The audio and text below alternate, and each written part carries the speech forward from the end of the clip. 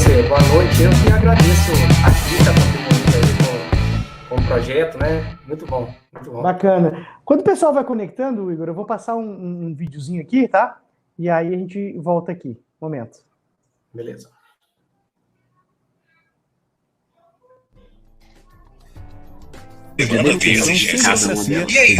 Os erros viram aprendizado, os acertos, investimento. E o legado de cada escolha é o que constrói a minha inteligência. Eu estou nos dados, eu estou na informação, estou nas pessoas e nos processos. E estou me desenvolvendo continuamente. Eu sou o controle, a automação, eu sou a manutenção, a produtividade, eu sou a organização, eu sou a sua empresa, eu sou você. It's PM Run, o futuro da manutenção na sua mão.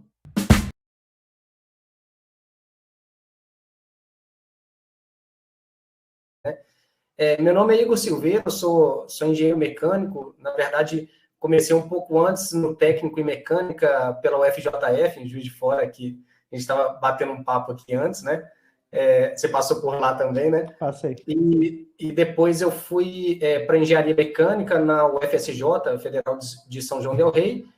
Depois disso, eu comecei, né, a atuar mesmo como engenheiro. Em paralelo, eu fiz pós-graduação na PUC, em gestão industrial, e mestrado em engenharia de energia no Cefet, com ênfase sempre em gestão de manutenção. Essa foi minha experiência da vida inteira, assim. São um pouco mais de 17 anos atuando sempre na gestão de manutenção. Meu mestrado, inclusive, também foi em TPM e tudo, assim, sempre puxando para esse lado aí. Eu passei por algumas empresas, né, de pré-fabricados para construção civil, siderurgia, fabricação de cimento e cal, enfim. E hoje eu sou cofundador e CEO da Manutenção em Ação, que é uma plataforma de ensino, né, de gestão de manutenção, são cursos online, e do software de manutenção Melvin, que é um software para gestão de ativos, focado mais em médias e pequenas empresas, né? Que bacana. Me fala um pouquinho do seu canal, cara. Como é que é? Hoje nós somos mais de 70 mil aí, se juntar YouTube, LinkedIn, Instagram, Facebook. Começamos em 2018, início de 2018. Postamos, né, diariamente aí conteúdos gratuitos em todas as redes sociais. Aliás, eu já perdi a conta, né? Mas no YouTube aí deve ter cerca de 500 vídeos lá, para quem quiser entrar e ver, tem muita coisa ali. E a gente tem alguns cursos, né? Todos os cursos são online, o curso de PCM, de custo de manutenção, de engenharia de manutenção, e o gestor de ativos, chama Gestor de Ativos 4.0, que é um curso bem completão, mesma carga horária de um MBA, 360 horas, então, gestão de ativos mesmo de ponta a ponta, né? Do início ao fim. Tipo a sua camisa, assim, gestão de ativos, 4.0. Bacana, hein? Quem se inscreve no curso ganha a camisa, inclusive. Olha que legal. Eu vou ver se eu me inscrever, ver se eu ganho uma camisa dessa aí. Mas, Igor, vamos lá. O tema que a gente se propôs hoje, né, para conversar é sobre quebras, né? Manutenção de quebra na prática. Vamos explorar um pouquinho esse tema no seu dia a dia. Você que conversa com várias pessoas de várias empresas, dá treinamento, e você deve receber cada relato aí que eu vou te falar, né? Como é que é, cara? Como é que... O que a gente pode fazer para evitar elevar a vida útil de um equipamento? Então, é interessante, assim, eu sempre gosto de falar muito da prática mesmo, eu sempre brinco, assim, na prática a teoria é outra, né? Porque, assim, tudo bem, a gente tem que estar embasado numa teoria, mas, na verdade, quando a gente vai para campo, assim, falar, não, vou acabar 100% com as corretivas e tal, se a gente não estiver trabalhando numa NASA ou numa mercado de aeronaves, por exemplo, enfim, não é definitivamente a realidade, né? A gente vai lidar com a corretiva, né? Em vários momentos a produção vai falar, cara, estou comprometido, né? O cliente já está esperando, e aí, vamos assumir um risco junto? Enfim. Então, assim, a gente está, né? Corretiva pode acontecer, agora a gente consegue minimizar de várias formas, né? E não só minimizar as corretivas, mas também tratar elas o mais rápido possível, né? Ter planos de contingência para que, se acontecer alguma corretiva, a gente consiga agir o mais rápido possível. Então, assim, na verdade, não tem muito segredo se a gente for falar assim, como que eu acabo com as corretivas? Implantando as preventivas, né? Quase que são opostos ali, né? Quanto mais preventiva, menos corretiva, né? Assim como quanto mais corretiva, menos preventiva.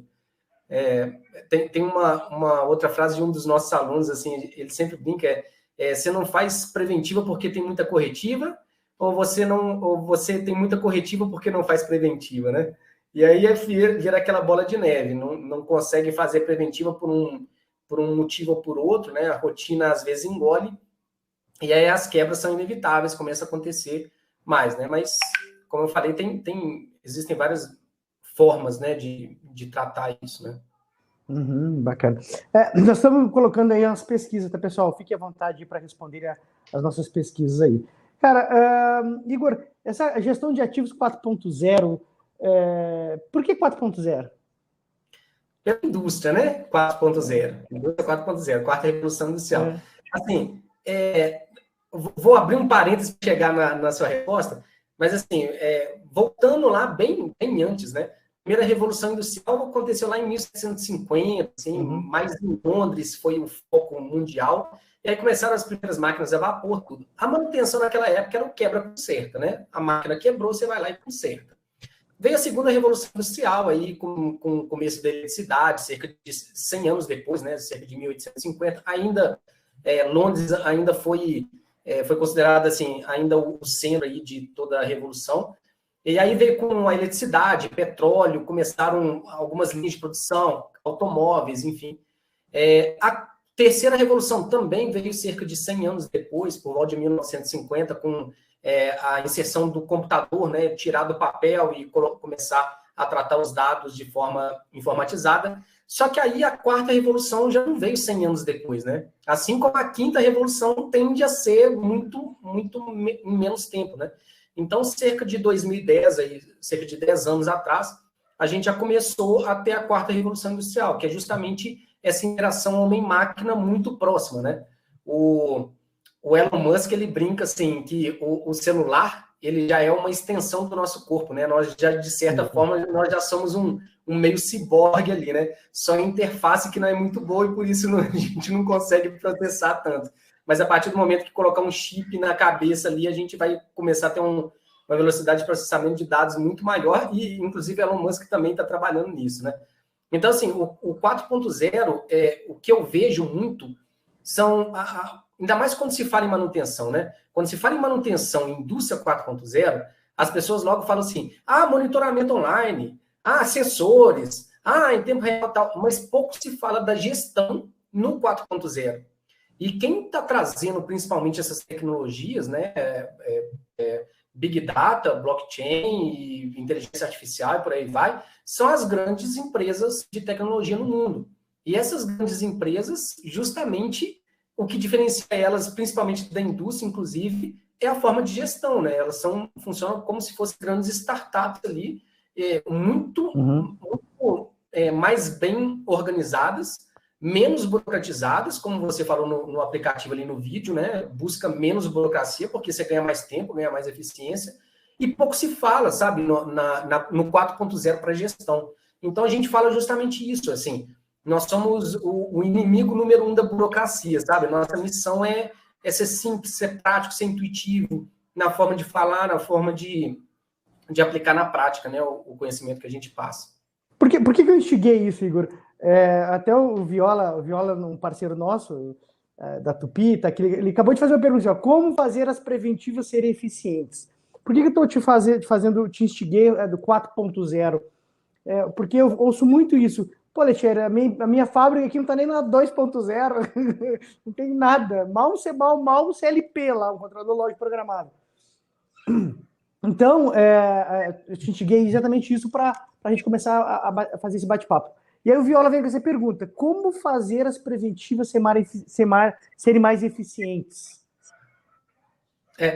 Então, na verdade, assim, primeiro, né, que você falou assim, eu não tô, eu escuto muito isso, né? Eu não tô nem na 2.0, como é que eu vou estar na 4.0? Aí eu pergunto assim, você tem um celular aí no seu bolso? Então você já está na 4.0 e não sabe ainda.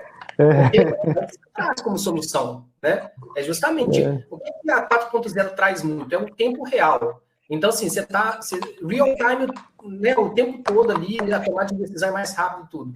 Pô, se você está com o celular na mão, você pode ter o real time, né?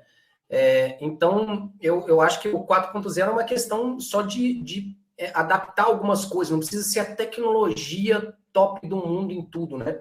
Mas eu acho que é uma questão de adaptação, um pouco de adaptação também. Como fazer as preventivas serem mais eficientes? Eu acho que é um conjunto de fatores, né? Primeiro, assim, eu acho que tem que ter um PCM que funciona de verdade, sabe? Um PCM que a rotina funciona de verdade. Então, isso inicia lá na implantação do PCM, com um bom cadastro de ativos, com um bom plano de criticidade, com um plano de manutenção bem feito. E eu não acho que o plano de manutenção ele tem que nascer bem feito, eu acho que ele tem que ser melhorado continuamente, né? Bota para rodar que você já vai ter algum resultado e depois vai melhorando ele à medida que a coisa vai acontecendo.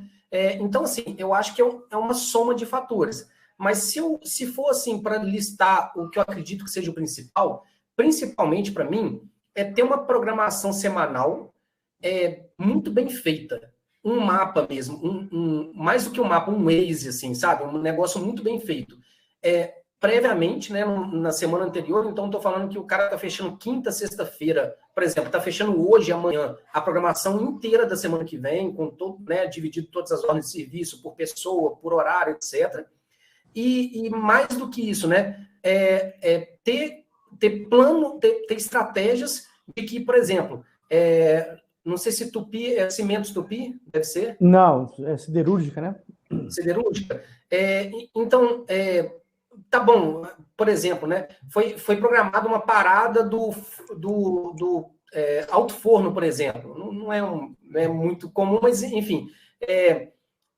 Não pode parar hoje. Beleza, então a gente pode transferir a terça para quinta, a quinta para terça, e nada muda durante a semana, e eu continuo cumprindo aquela programação semanal. Então, acho que essas estratégias são muito positivas. E para mim, para que a programação saia muito bem feita, tem um passo anterior que é o planejamento, que é o aprovisionamento de recursos. Então, imagina que você tem uma pessoa que é o programador e ele vai montar esse quebra-cabeça toda semana, lá, aquele Lego ali, né, de várias ordens de serviço sendo para cada pessoa, etc. Quanto mais ordens planejadas, ou seja, quanto mais ordens que ele pode pegar para colocar na programação, que já tem os recursos, tudo, né, já está tudo certinho, melhor ele pode fazer a programação, né? Porque ele pode, ele é mais flexível para mudar aquelas peças que ele tem para montar ali. Então, assim, para mim, o planejamento tem que funcionar muito bem. Quando eu falo planejamento, é aprovisionamento de recursos, ou seja, o cara aprovisionar o maior número de recursos possíveis, no maior número de ordens de serviços possíveis, para o programador ter muita ordem ali para trabalhar, para montar essa programação. Aí sim, eu acho que dali para frente, o supervisor de execução ele vai estar muito bem direcionado, porque tem um mapa muito bem feito para ele.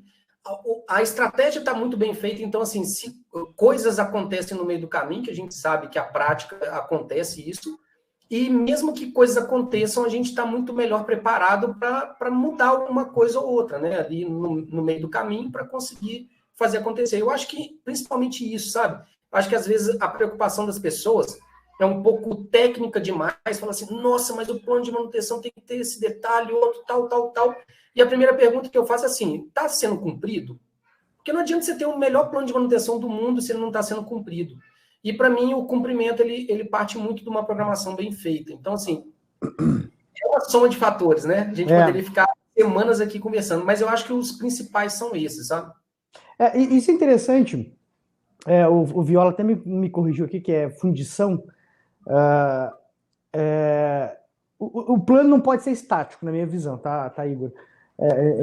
Ele tem que ser dinâmico, né? E eu aprendi muito tempo atrás, né? Eu entrei na área industrial com 15 anos. Eu fazia plano para encher linguiça. Entendeu? Faz aí, tem que fazer isso, tem que fazer aquilo, tem que fazer isso. E aí as máquinas continuavam quebrando. Não adiantou nada, né? O que o meu plano está resolvendo? Meu plano de preventivo está resolvendo? Nada, porque eu tinha um plano para encher linguiça, para auditoria. Né? Inglês ver. Inglês ver. Então, aí eu comecei a entender isso com a experiência. Não, peraí, eu tenho que evitar quebra. Qual é a minha principal função como manutenção? É disponibilizar os equipamentos para produzir. Ponto. Como? Com preventiva, com técnicas adequadas para deixar a máquina ali disponível. E aí eu fui começando a entender e começando a corrigir os planos. E os planos, como eu te falei, são dinâmicos. Muda o tempo, de repente você muda, o cara está fazendo em 15, daqui a pouco ele está fazendo em 10, daqui a pouco isso aqui não faz mais sentido, você altera. Dentro desse contexto, que como é elevar a vida do ativo, né, tem melhorias, enfim, mas não estou falando de melhorias, só de preventiva, com o pessoal te procura, como é que eles falam para você dos planos? Os planos funcionam? Os planos dão certo? Não dão certo? São cumpridos? Não são cumpridos? É plano em excesso? Eu já vi isso, um cara chega para mim e diz, cara, é muito plano, não dou conta de fazer esses planos. Houve uma reclamação até de um cliente. E eu queria ouvir de você um pouquinho como é que você conversa com bastante gente da área da manutenção. Assim, eu ia falar um negócio que a última frase sua vai dar para puxar bem esse gancho. Que, assim, na verdade, eu acho que um dos principais problemas do cumprimento do plano é que ele não foi bem estruturado também para ser cumprido. Ou seja, vem um cara e cria o plano de manutenção para lubrificar o mancal. Outro plano de manutenção para lubrificar o outro mancal. Outro plano de manutenção para lubrificar... Cara, coloca tudo numa ordem de serviço. Que aí, assim, facilita a vida do cara e coloca na ordem. Ele vai passar por aqui, depois por ali, depois por ali. E quando se trata, principalmente, né, de inspeção, lubrificação e preditiva, para mim, eu prefiro organizar por rota. Então, o cara pega uma rota e ele faz a área inteira. Então, se eu estou supondo que são equipamentos em linha, né, numa mineração, por exemplo, lá tem um britador primário, depois vai ter uma calha, uma peneira, que vai para uma correia, assim vai. O cara começa no britador, numa única ordem de serviço. No britador, passa pelo britador ali, pelo acionamento, para depois ir para o sistema mesmo de britar ali, depois vai para a peneira, depois vai para a correia, tudo isso numa ordem de serviço, ele seguindo, só dá o check ali dele, que tá ok ou não tá ok, e numa ordem, numa sequência. Agora, o que eu vejo muito é um bolo de ordem de serviço, entrega para o lubrificador e fala, lubrifica. O que o cara faz? Cara, ele já tem mais ou menos experiência, faz na cabeça, vai lá para a área, lubrifica do jeito dele, depois senta na sala e vai assinando aquele tanto de papel. Então, assim, não ajudou, burocratizou, né? Mais um para inglês veio aí, né? O Renner fez uma pergunta aqui, quais as melhores ferramentas de gestão? Aí ficou pesado agora, né, Renner? Depende para quê, né? Depende em que momento que ele está, né? Assim, basicamente eu separo a manutenção assim basicamente em três coisas, né? Primeiro, a rotina que vem o PCM, é o meio de campo ali. Eu considero numa analogia um meio de campo mesmo de um time de futebol. Meio de campo é o PCM, a rotina é o que faz girar o time mesmo, é o que conecta a zaga ao ataque. O ataque é execução mesmo, é o que marca gol, é a manutenção propriamente dita. Você não troca um rolamento de trás da tela do computador. Então é o que acontece lá na área. E por fim, ali a zaga, né? E o lateral apoia tanto o ataque quanto o meio de campo, tudo. A zaga tem toda a contingência, o goleiro, imagina, né? O Barcelona com, né, na época, Messi, Neymar, não sei o quê, sem goleiro. Não ia ganhar jogo, né? Então, assim, essa zaga, tudo é a parte de engenharia, que é a melhoria contínua, que vem toda essa parte também de gestão de riscos e tudo mais. Então, acho que, assim, depende muito do momento em que a empresa está vivendo e o que ele precisa naquele momento, e conectar ali, né? Não colocar o Messi na zaga, né? Colocar ele para fazer gol ali e vice-versa, né? Isso. Assim, ó, então nós já falamos um pouquinho de preventiva, falamos... ferramenta de gestão, vamos dar uma passada por enquanto. Preditiva, cara. Pessoal, como é que é preditiva para ti, no teu entendimento? Assim, opa... Tô te ouvindo. Eu acho que você saiu da sala. Aqui apareceu uma mensagem que você saiu da sala e eu não estou te vendo mais não, mas tudo bem, vamos lá. A preditiva, para mim, ela... voltou. A preditiva, para mim, ela é muito mais uma...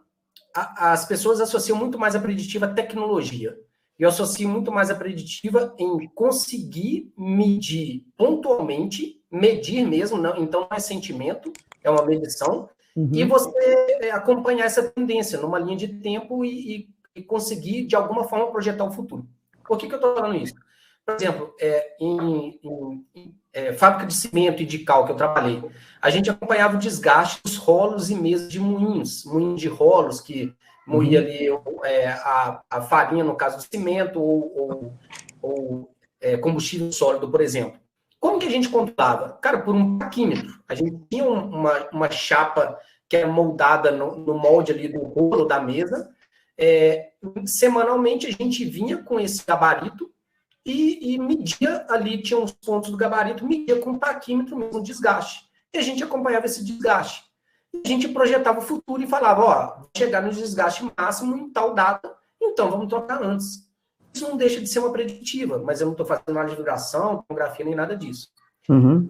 Quando é igual o TPM, o pessoal sempre pensa em manutenção autônoma, né? É a mesma coisa. Preditiva sempre pensa em análise de vibração. Mas, de fato, a vibração nos fala muita coisa, né? Eu acho que, assim, agora com inteligência artificial, com tudo que a gente tem de indústria 4.0, é a bola da vez mesmo. É onde que a gente vai conseguir mais parâmetros do equipamento e vai conseguir monitorar ele cada vez melhor.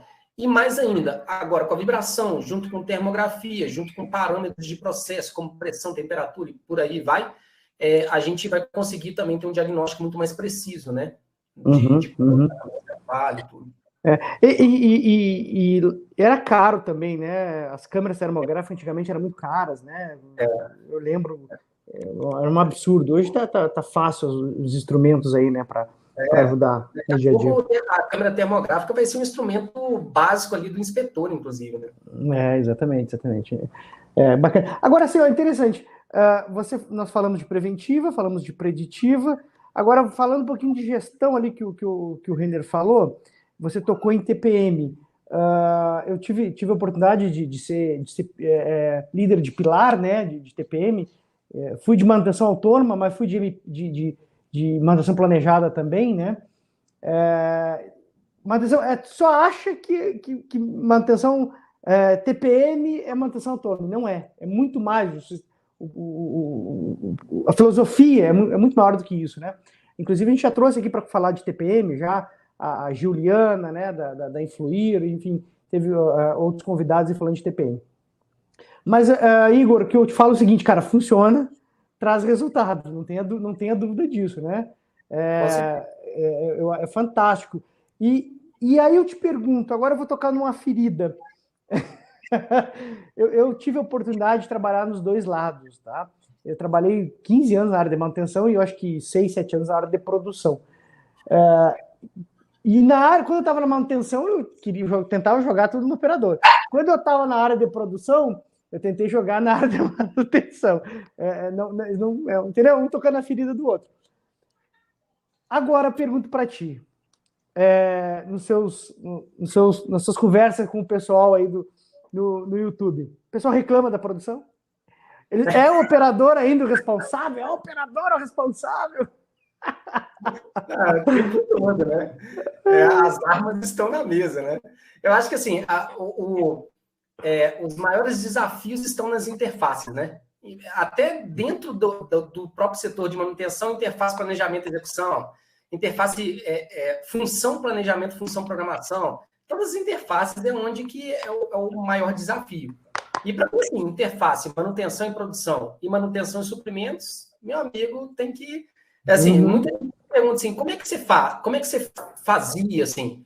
Cara, eu procurava ser o melhor amigo dos caras, entendeu? Então, assim, para começar, tem que ter uma boa relação, assim, um entender o outro, né? Eu acho que um se colocar na posição do outro. Porque é muito fácil, assim, eu acho que a produção sempre aponta o dedo para a manutenção e a manutenção também sempre aponta o dedo da produção. E é muito fácil apontar o dedo. Falar assim, mas ele não para o equipamento. Você também não sabe a pressão que ele está sofrendo para produzir. E vice-versa também, né? A produção chega e fala assim, mas os caras param o equipamento, mas Cara, tem que entender que precisa parar, o equipamento não vai... E assim, ainda mais indústria, né? São 24 horas por dia, 7 dias por semana, pô, o equipamento vai berrar, né? Então, eu acho que, assim, sempre essa interface aí, eu acho que é complicado. Mas eu acho que é possível, assim, ter uma boa relação, tudo, sabe? Eu acho que eu passei por algumas empresas que eu tive uma muito boa relação. Bacana. Eu fiz essa provocação porque, assim, ó, nessas andanças, né, eu tive entendimento, quando eu estava lá da produção, eu entendi o lado da manutenção, eu estava da manutenção e depois entendi o lado da produção, o primeiro passo da manutenção autônoma, né, é limpeza. Né, depois vem eliminação das fontes de sujeira, depois padrão provisório, enfim. E o operador, ele cuidando da máquina, ele apertando, ele limpa, cara, você eleva a vida útil do equipamento. Isso é fato. Não sei se tu concorda comigo. E aí, quando eu comecei a entender o TPM, comecei a entender filosofia, o mecânico me chamava, vem cá, ó, isso aqui é sujeira. Eu era da produção já. Isso aqui é sujeira, vocês não limpam a esteira, por isso que quebra. Por isso que contamina o óleo, porque vocês deixam... Então, e aí ele começou era fantástico, um banho de aula que eu recebi desse cara. E aí eu comecei a entender, não, cara, a produção é importante, é imprescindível para... Não adianta ter um plano de preventiva bacana, preditiva, se o cara não sabe cuidar, se o cara não sabe limpar, não sabe operar, ele vai quebrar, ele vai forçar o equipamento. E isso é um trabalho, Igor, que não é fácil, né? É aquele negócio assim, quem conhece mais seu carro? Você que dirige ele todo dia ou o mecânico? Exatamente. Eu acho que a inspeção está muito presente na indústria, né? A inspeção sensitiva, então você está usando sentidos humanos, você está escutando o tempo inteiro. Quem que tem um poder mais de se habituar com aquele ruído? O cara que está o tempo inteiro do lado do equipamento ou o inspetor que passa lá em alguns momentos, né? Então, acho que total. E, assim, também tem um paradigma, né? Claro que a manutenção autônoma vai funcionar melhor onde o operador está mais próximo do equipamento, né? Exato. Por exemplo, usinagem, o próprio frota, né? Você tem o próprio motorista ali, né? Do caminhão, por exemplo. Agora, nada impede da gente aplicar manutenção autônoma, por exemplo, numa mineradora, um grande porte, etc., né? Então, assim, existe um paradigma que não é possível, mas claro que é possível. Vão ter suas particularidades, né? Mas que é possível, é possível. Bacana, então olha só, cara, essa conversa não foi nada programada, né, Igor? Então nós falamos de preventiva, de preditiva, de TPM, manutenção autônoma, para elevar a vida útil do equipamento. Achar a causa raiz dos problemas, tá? Isso, para mim, é imprescindível, né? Na sua visão, como é que você vê isso? Como é que você orienta teu time, ou, enfim, as pessoas que te procuram nos seus treinamentos, cara? Como que as pessoas realmente fazem? Porque, cara, aonde eu passava, o pessoal não fazia nada de quebra, cara. Não fazia. Então, assim, a análise de falha é uma ferramenta imprescindível, é importante, senão você vai ter a reincidência daquela mesma coisa acontecendo, né?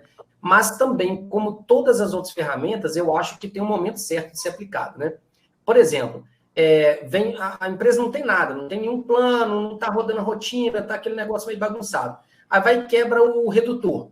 Vamos fazer uma análise de falha. Cara, não precisa fazer análise de falha. Eu vou te falar por que o redutor quebrou. Porque não tem rotina, porque ninguém está olhando para ele. Então, não vou gastar o meu tempo, o tempo da minha equipe, fazendo análise de falha para ver por que o redutor quebrou. Pô, na hora que tiver todos os planos rodando, que alguém está passando por lá e está vendo se o nível está ok, se um redutor de grande porte está fazendo análise de óleo, se tem inspeção, se tem um mínimo ali, aí tudo bem, aí a gente vem fazer análise de falha. Mas o contrário, não. Agora, eu já passei por uma empresa que tratava muito bem a análise de falha e tudo mais. O que eu vejo como principal, talvez, benefício assim, da análise de falha, que traz para o dia a dia, que vai ficando enraizado ali na cultura, é que o cara começa a pensar na causa raiz o tempo inteiro. Então, o inspetor, quando ele chega no equipamento, ele não olha só para o parafuso bambo ali. Ele fala assim, por que bambiou? Sabe? Isso. Então, ele começa a levar a cultura de busca da causa raiz para o dia a dia dele, sabe? Então ele começa a falar assim, pô, mas por quê? É a mesma coisa do RCM, né? Quando faz o RCM tal, beleza, mas qual que é qual que é o efeito colateral, por exemplo, no RCM? Todo mundo aprende com todo mundo. A manutenção tem uma aula com a operação tem uma aula com a manutenção. Então, esse efeito colateral. A análise de falha é a mesma coisa. Eu acho que tem um efeito colateral muito positivo de mudar a mentalidade, de não entender que tem uma falha, mas por que essa falha está acontecendo, né? Não, legal, até o Henry colocou aqui 5 porquê, FMEA, existem várias ferramentas, né, para você achar a causa raiz dos problemas.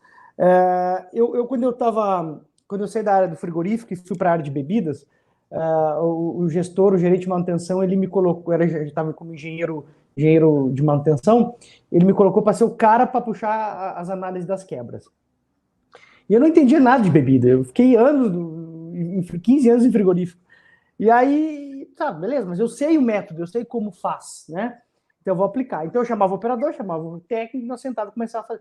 E aí eu fui aprendendo o sistema de produção da máquina, enfim, através das análises de quebra, né?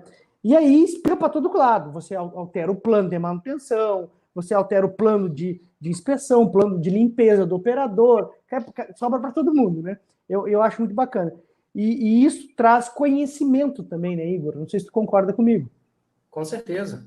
Porque a análise de falha é um processo de investigação, né? Você não conhece a falha, por que ela aconteceu? Exato. Você começa a investigar, né? O que aconteceu no momento? E conversa com um, conversa com o outro. Aí vem para a árvore de falha, assim, por que existe cal, enfim. E por quê? Então, só nisso daí, mesmo sendo só o facilitador da ferramenta e não conhecendo tecnicamente o processo, que eu também já passei por isso, você aprende muito, né? Aprende muito do processo. Às vezes, muito mais do que pessoas que estavam ali há muito tempo, né? Exato.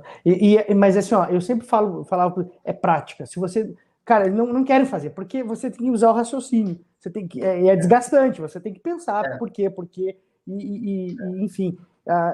era uma rejeição, os operadores, os técnicos, não vou fazer, não mexe com isso, não, bota qualquer coisa aí. E aí... Tem uma coisa, assim, eu acho que é comum na FMEA, RCM e análise de falha. Se burocratizar demais, vira aquelas ferramentas que nunca tem fim aquele estudo, sabe? Então, começa... Mas por quê? Porque pode ter um terremoto. Bicho, já teve, assim, no Brasil, sabe? Aí começa a viajar demais, E outra coisa, assim, é o desafio que você passou, né? Eu também passei, assim, de ser o facilitador. É o cara que toda hora traz equipe para... Não, peraí, começa a conversar demais, começa a viajar para outras coisas, traz de volta. Se não for rápido, né? Começa a ficar muito chato, muito demorado, muito desgastante para todo mundo, né? Exato. O Hermílio aqui fez uma pergunta também, fez uma pergunta para ti. Qual a sua visão sobre o FMEA?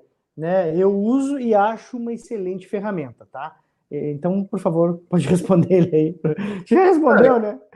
Eu também. Eu acho assim, é só não cair nessa armadilha, né? Que o FMEA tem. Mas FMEA, ela é uma ferramenta muito ampla, né? Ela pode ser usada em vários momentos. Então, tem pessoas que já usaram FMEA, por exemplo, para a construção do plano de manutenção. Mas não só para isso. Por exemplo, eu utilizava bastante em grandes paradas, sabe? Cimento, cal, o forno, ele roda 24 horas por dia, 7 dias por semana, o ano inteiro. E uma vez por ano, a gente para durante 2, 3 semanas, que é a grande parada, e faz a manutenção todo no forno, troca de refratário e tudo mais, e nos periféricos. Então, assim, uma equipe de 50 pessoas na manutenção virava umas 500 na grande parada. Então, era muito mais uma gestão, se assemelhava mais a uma gestão de projeto do que de manutenção propriamente dita. Então, assim, tem muito ponto que a gente pode errar. Cara, o FMEA era perfeito antes da grande parada, sabe? Que a gente falava assim, cara, qual que é a função aqui? Não, a função é terminar o cronograma no prazo, sem acidente, e por aí vai. E aí, qual que é a falha funcional? Pô, não terminar no prazo. Por quê? E a gente começava a destrinchar. Nossa, é sensacional. E como a gente tinha isso todo ano, a gente pegava o FMEA do ano anterior e adequava e vinha melhorando. Então, assim, o FMEA, depois de 3, 4 anos, era sensacional. A gente conseguiu cercar muita coisa ali pelo FMEA. Legal. Porque se não tivesse ele, ia ter atraso, ia ter possível acidente. Ou seja, quanto maior a complexidade do problema, mais poderosa tem que ser a ferramenta, né? Exato. Não quero fazer uma grande parada com 5 porquê, não dá, porque não rola. Exatamente. Mas e PDCA? Você usava PDCA ou não? A PDCA para a vida, né? Cara, tudo a gente usa PDCA, né? Tudo na vida, né? Planeja, faz, cheque, executa e vê que não deu errado, eu quero emagrecer, para não estar dando. Aí faz, roda de novo, tá difícil, é legal. Mas mesmo o inconsciente, quando está enraizado, assim, eu acho que a gente leva para a vida mesmo. Mas muita empresa não trabalha. Na verdade, nem mede, né? Muitas empresas não medem aí que planeja pouco, executa muito, aí fica dando muito murro em ponta de faca, mede pouco. Então, assim, enfim. Mas é interessante um parênteses aí também, que eu falei de empresas de tecnologia, né? Hoje, empresas de tecnologia possibilita isso por ser tecnologia, não ser ativos, gigantescos e tal. Porque, assim, se eu for fazer uma modificação no layout, por exemplo, lá do processo de fundição da Tupi, eu tenho que fazer um estudo de engenharia grande, eu não posso errar. Nas empresas de tecnologia, não. É permitido errar e errar muito. Por quê? Porque você consegue fazer mais rápido e corrigir o erro é melhor do que você estudar demais e levar para, sei lá, por exemplo, para o mercado uma coisa que não vai funcionar. Então, planeja pouco, assim, em pouco tempo, já executa rápido, mas mede muito, muito. Então, tudo que vai ter uma ideia hoje, já testa amanhã, já mede e já cria ação. Então, o PDCA, ele roda muito mais rápido, né? Principalmente em empresas de tecnologia. Isso vai ser possível cada vez mais na indústria, quanto mais indústria 4.0 tiver. Então, por exemplo, numa das empresas que eu trabalhei de cimento, eu estou conversando com o pessoal de lá ainda, eles já estão com um processo de... Como é que era feito antes, né? Depois que passa pelo forno, ainda tem o processo de fabricação de cimento, ainda tem algumas etapas. E chegava lá no final, coletava a amostra e via que ela não passou pelo processo de qualidade, por exemplo. Só que esse tempo já levou 4 horas. Ou seja, se não passou, você está produzindo há 4 horas fora do processo, pelo forno, lá no forno. Uhum. Hoje, por inteligência artificial, ele já entende que por todo cruzamento de parâmetros vai dar errado a qualidade lá no final. E ele já atua preventivamente. Então, é uma forma de rodar o PDCA, só que quase que em tempo real. Eu não preciso esperar 4 horas para ver, para medir, para analisar, enfim, né, planejar o que fazer e tal. É quase que instantâneo ali, né? Uhum. Entendi. Se tiver um bombeiro, barulho de bombeiro aqui, home office é isso, né? Você tá escutando ou não? Ué? Não, bem no fundinho. Cara, eu tô no 16º andar aqui, mas acontece. Não é a segurança, né, de incêndio, né, que tem que vazar. Falou um pouquinho de medir, Igor. Interessante. Né, falando um pouquinho de KPI, a gente já falou de preventivo, preditiva, TPM, causa raiz, e medir, cara. As pessoas estão medindo. Como é que as pessoas te procuram? Cara, qual o indicador que eu uso? MTBF, MTTR, número de quebra, o que mais? Acho que mede um pouco, né? Assim, uma outra coisa também é importante, disponibilidade, custo, MTBF, MTTR, claro, tudo isso é importante. Mas eu acho que tem que começar medindo os indicadores operacionais, aqueles semanais ali, para garantir que a disponibilidade, a gente bata a meta de disponibilidade. Ou seja, primeiro, cumprimento do plano preventivo está sendo cumprido? Cumprimento da programação está sendo cumprida? Backlog, como é que está? Eu estou estável ao longo do tempo? Para mim, esses 3 indicadores eles são muito bons para que a gente consiga cumprir os gerenciais, disponibilidade, MTBF, MTTR. Não digo que cumprindo esses 3 vão cumprir os outros, mas você aumenta bastante a chance de cumprir todos os outros. Assim como custo, como é que as pessoas medem custo hoje? Vai gastando, chegou no final do mês, e aí? Foi maior ou menor que a meta? E, na verdade, é um passo antes, né? Lá no planejamento que a gente... na aprovação, né, dos recursos que a gente vai controlando o custo, né? Então, às vezes, a gente tem que dividir o indicador mensal, acho que tem que dividir em semanal, em diário, em pequenas partes, para ter um controle melhor dessas partes, e você cumprindo todas essas partes, você tende a cumprir o geral ali, né? Então, hoje as grandes empresas pegam o OE, né? E fazem com que todos participem aí da construção. Então, é responsável pelo OE, tanto a produção quanto a manutenção, né? É interessante. Bom, mas então, falamos de preventiva, preditiva, manutenção autônoma aqui um pouquinho, KPI. O que mais que eu posso fazer para elevar a vida útil do meu equipamento? Pergunta capciosa essa, hein? Eu acho assim, numa visão macro, né? Eu divido basicamente em três passos, assim. Primeiro, o conhecimento do processo. O processo de fabricação, o processo de fundição, por exemplo, ele é completamente diferente de um processo de fabricação de cimento, que é totalmente diferente de um processo de pré-fabricação para construção civil, assim por diante. Da mesma forma, a indústria é bem diferente da manutenção de facilities, que é bem diferente da manutenção de frota, e por aí vai. Só que a gestão não muda muita coisa, né? Assim, as mesmas ferramentas que a gente está falando aqui podem ser utilizadas em facilities, em frota e assim por diante.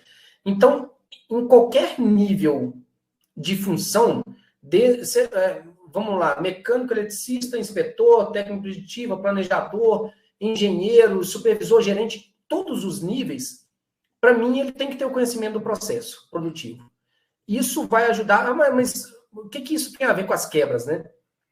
Tem a ver que se um processo é em linha, se quebrar, para a linha inteira. Então, você tem que saber disso. E as estratégias vão de acordo com isso. Tem que entender que facilities lá, se você deixar, de repente, contaminar o ar ali do ar-condicionado, você está fazendo a sala inteira ficar doente. Então, você tem que entender esse processo. Esse, para mim, é o primeiro ponto. O segundo ponto é o que eu falei assim, é ter um PCM que funciona de verdade. E quando eu falo PCM, eu coloco PCM em execução, sabe? A rotina funcionar de verdade.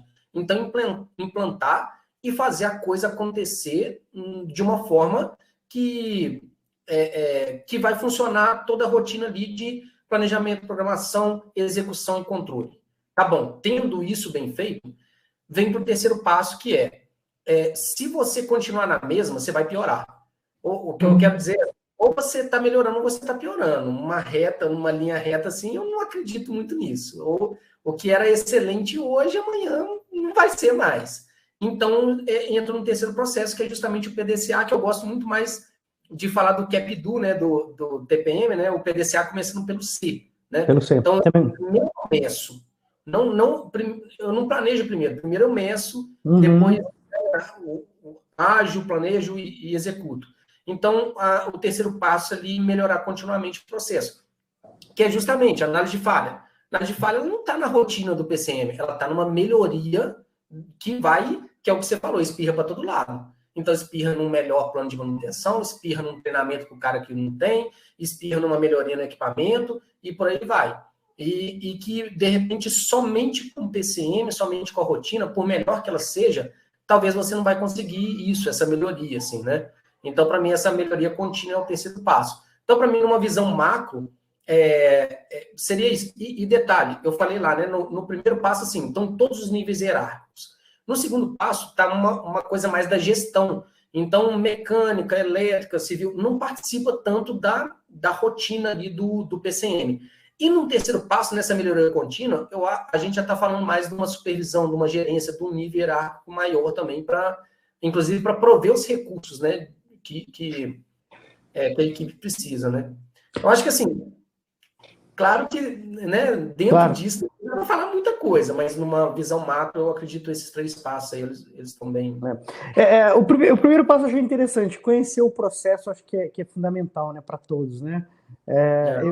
Você falando aqui, eu lembrei a gente volta no passado e fica lembrando algumas situações, né? Quando eu fui para a produção, como eu era coordenador de produção na área de bebidas, e parou o paletizador. Então, o fluxo é em V, né? A linha é em V, então vai parando, paletizador, vai parando a enchedora, vai parando, enfim. E aí, para não parar as outras, né? Parou o paletizador, que era o último, e eu ali esperando a manutenção, chamei o cara, tá, para resolver. E aí um operador chegou no meu ouvido e falou assim, ó, manda bater caixa. Bater caixa. Ou seja, tira as caixas da linha, que a linha aí não para. A linha não para. A enchedora, que é onde mede o OE, não para. E eu disse, cara, como é que eu tinha percebido isso, velho? Ninguém me falou, porque ninguém quer bater caixa. Mas um cara lá, que bate caixa, aí eu bater caixa. Então, realmente conhecer processo é interessante, cara. Que é o pulmão ali, né? O estoque intermediário, justamente para, né, para proteger ali o gargalo e tudo mais. Então, assim, pô, é importante, né? Exato. Que bacana. O Fabrício falou que garantir ao máximo que a curva tempo-qualidade versus qualidade de falhas sejam obedecidas. É quantidade, né? Quantidade de falhas. Curva tempo, quantidade de falhas. É isso mesmo.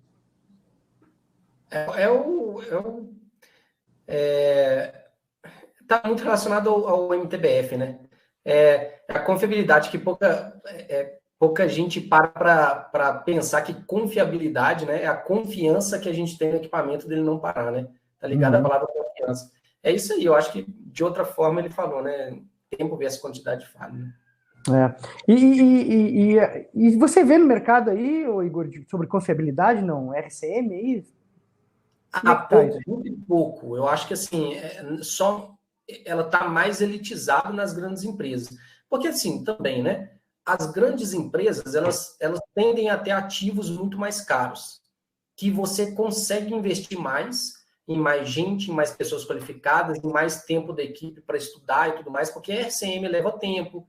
É uma ferramenta poderosíssima ali. O Hermílio estava perguntando também quais melhores métodos para se encontrar numa falha potencial. Para mim, é a RCM. Eu trabalhei com 3 anos assim, com a RCM direto. É uma ferramenta poderosíssima e traz todo mundo, né? Produção, operação, produção, manutenção, só que ela exige tempo, né, tempo das pessoas para estudar aquele problema, tudo. Então, ainda mais eu que estou muito em contato com médias empresas menores, cara, você não tem, é uma equipe muito reduzida, né? Muito reduzida. Então, você não tem esse tempo para poder fazer isso, assim. Aquele negócio, mas se não fizer, é um negócio de tempo, né? De priorização. Mas a questão é que o equipamento vai parar mesmo. Então, o que você prioriza agora? Com a produção parada, você vai tirar o cara para fazer um RCM? Não vai. Então, ele está ali na linha de frente, tudo. Então, assim, confiabilidade é algo que é importante, é muito importante, mas que hoje eu vejo muito mais elitizado assim, nas grandes empresas, até pelo que eu justifiquei mesmo. Bacana. Interessante, você falou isso, agora a gente tem até uma frase aqui, ó, a manutenção no centro da estratégia e na palma da sua mão. No centro da estratégia, nessas pequenas e médias empresas que você faz consultoria, está no centro da estratégia ou ainda o pessoal enxerga, cara, manutenção deixa pra lá, como é que é? Eu não acho muito mais isso não, sabe? No passado eu via muito mais isso, né? A manutenção ali como no máximo ali um setor de apoio e tal. Exato. Hoje não, hoje eu acho que tem o grau de consciência da alta hierarquia, assim, eu acho que está muito melhor hoje em dia, assim. Eles veem como uma função estratégica mesmo da empresa, porque, assim, se não cuidar do equipamento vai parar. Então, assim, é uma coisa um pouco lógica que no passado poderia até não ter tanta lógica, mas hoje não dá para... Às vezes, várias das reuniões que eu faço, e aí, mais uma vez, né, estou falando de pequenas, médias empresas, quem está presente ele é o dono da empresa, é o diretor, é o superintendente, sabe? Porque o cara sabe da importância disso. E detalhe, cada vez mais eu vejo também diretores, tudo, com bastante, não é ciúme não, com cuidado tremendo com os equipamentos. Parece que dói no bolso dele comprar um novo equipamento, então cuida dele, cuida direito. Então, assim, ele veste a camisa de cuidar do equipamento. Talvez ele não sabe como fazer, não domina as ferramentas de gestão, mas ele quer um cuidado com o equipamento, sabe? É interessante isso. Então, que legal, cara, que bom, é bom ouvir isso, porque lá atrás nós éramos o patinho feio. Exato. Sempre fomos, né? Sempre fomos. A culpa é da manutenção aqui, vocês aqui. Que legal, cara. Bom, estamos chegando nos momentos finais aqui, pessoal. Se tiver mais alguma pergunta para o Igor, por favor, aí façam. Igor, fique à vontade aí. Obrigado por esse tempo, tá? Foi um bate-papo curto, rápido, né? A gente trabalha durante o dia, tem gente que não, né? E tá tendo a semana, agora que o Viola me falou aqui, tá tendo a semana do congresso, né? Da Brahman, acho que é essa semana, e coincidiu com o nosso webinar. Me diz uma coisa, o que mais que você está pensando aí para o futuro aí na manutenção em ação? Cara, assim, eu vejo cada vez mais a gente explorando essa questão da indústria 4.0 na gestão. Então, assim, por exemplo, o que eu vejo muito, por exemplo, você me perguntou assim, as pessoas medem. Só que eu vejo ainda acontecer do cara ficar lá 2, 3 dias para fechar um mês. Pô, não existe mais isso. Na verdade, às vezes até mais, né? Às vezes você passou uma semana inteira do mês seguinte e você ainda não tem os valores do mês anterior. Então, para mim, você consegue ter ferramentas hoje, assim, facilmente para ter isso em tempo real. Então, integra aí com qualquer coisa, integra com o seu sistema, integra com o Power BI, integra com qualquer coisa, mas você tem condição hoje de ter as coisas mais na mão. Então, a gente, como eu falei assim, nossa missão principal é tornar processos mais simples, mais práticos, mais intuitivos, menos burocráticos, menos teóricos. Então, vem cheio de teoria aqui, para você construir um plano de manutenção, você tem que ter um FIMEA, não sei o quê. Cara, não necessariamente. Aliás, eu particularmente, nunca usei um FIMEA para construir um plano de manutenção. Então, assim, bota para rodar, vê o resultado e melhora, e vai rodando PDCA. Então, eu vejo na nossa, assim, é o que a gente trabalha no presente para construir cada vez mais esse futuro aí de conectar mesmo indústria 4.0, tempo real, agilidade na tomada de decisão. Com isso, a gente vai trazer mais resultado para a empresa, né? E detalhes, a gente vende, a gente comercializa os nossos cursos para a pessoa física. Então, assim, eu estou muito preocupado com o crescimento do cara como pessoa física, né? Aliás, assim, às vezes vem algumas pessoas falar assim, Igor, mas meu chefe não me apoia, empresa não sei o quê, tal. Cara, você não nasceu nessa empresa, você não tem que ser, a empresa não tem que escolher, seja o Neymar, né? Escolhe o time, né? Não é o time que escolhe o Neymar, é o Neymar que escolhe o time. Então, assim, a gente prepara o profissional para crescer independente de onde ele esteja, tudo. Então, a gente traz, cada vez mais está atualizado, está ligado no que o mercado está falando. Outro exemplo, né? Impressoras 3D. Tem algumas empresas que já imprimem sobressalentes. A gente não imaginava isso. E se a gente não continuar nos atualizando, a gente não vai saber que isso existe, né? Então, para mim, tem que ficar muito ligado no que está acontecendo. O Elon Musk cada dia vem com uma novidade diferente aí também. Então, acaba que... E reflete diretamente na gente, né? Você está com o aplicativo aí seu, via internet, tudo. O Elon Musk está distribuindo aí em volta do planeta Terra um monte de satélite que já tem gente pegando lá em alto mar, né? Internet de alta qualidade, que não era possível até então. Então, você tem que ficar ligado em tudo isso, né? Carros autônomos, a Vale já está lotado de carros autônomos. Então, acho que tudo isso conecta e a gestão está no centro disso tudo, né? Então, a gente tem que estar conectado a isso tudo, né? Legal. O Renner aqui fez um resumo que a confiabilidade está muito atrelada à base das ações preventivas, uma boa consolidação do PCM, dos planos, das análises, tudo isso influencia na confiança dos ativos, né?